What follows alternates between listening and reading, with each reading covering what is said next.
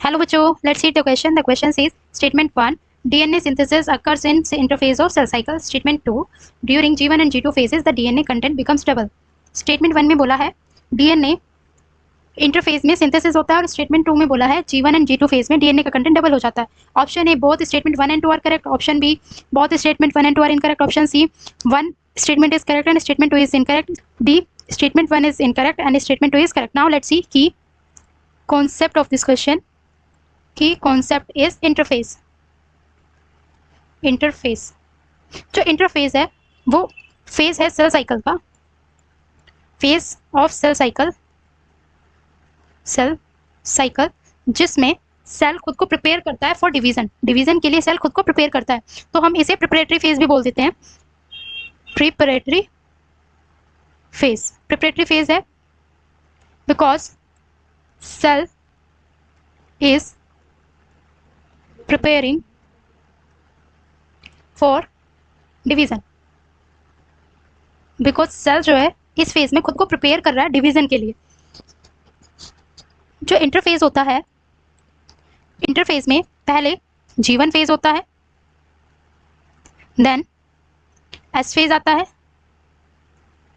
S phase के बाद G2 phase आता है, G2 फेज से सेल एग्जिट होकर के M फेज में एंटर कर जाता है. M फेज, जो G1 फेज है इसे गैप 1 फेज बोलते हैं, गैप 1 फेज.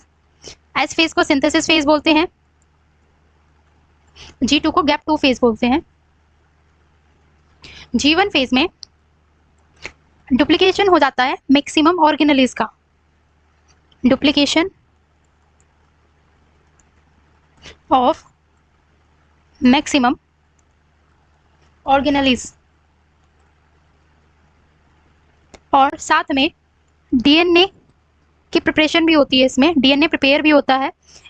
एस फेज में डीएनए सिंथेसिस होता है, यानी कि डीएनए का फॉर्मेशन होता है, डीएनए सिंथेसिस होता है और रेप्लिकेट होता है, रेप्लिकेशन भी होता है, रेप्लिकेशन ऑफ डीएनए. रेप्लिकेशन होगा तो अमाउंट भी डीएनए का डबल हो जाएगा. अमाउंट क्या हो जाएगा? डबल हो जाएगा अमाउंट डीएनए का. गैप 2 में और G2 फेज में जो प्रोटीन्स हैं वो बनेंगे, प्रोटीन का सिंथेसिस होगा. गैप 2 फेज में प्रोटीन सिंथेसिस होंगे, फॉर एग्जांपल ट्यूबिलिन प्रोटीन, इसमें ट्यूबिलिन प्रोटीन का फॉर्मेशन होगा और फिर सेल गैप 2 यानी G2 फेज से एंटर कर जाएगा M फेज में. सो यहाँ पे जो G2 फेज है, गैप 2 फेज में भी जो डीएनए का अमाउंट है वो डबल रहेगा, अमाउंट डबल रहेगा डीएनए का. बट G1 फेज में अमाउंट सिंगल रहेगा, सिंगल अमाउंट होगा डीएनए का. Now come to the question. Statement 1 में बोला है DNA synthesis occurs in interphase of cell cycle. ये करेक्ट स्टेटमेंट है बिकॉज इंटरफेज के एस फेज में डीएनए सिंथेसिस हो रहा है, तो स्टेटमेंट 1 करेक्ट है. Statement 2 during G1 and G2 phase DNA content becomes double. ये इनकरेक्ट स्टेटमेंट है बिकॉज ड्यूरिंग G1 फेज जो अमाउंट होता है डीएनए का वो सिंगल होता है, डबल नहीं होता, जबकि एस फेज और G2 फेज में डीएनए का अमाउंट डबल रहता है, तो स्टेटमेंट 2 इनकरेक्ट हो जाएगा.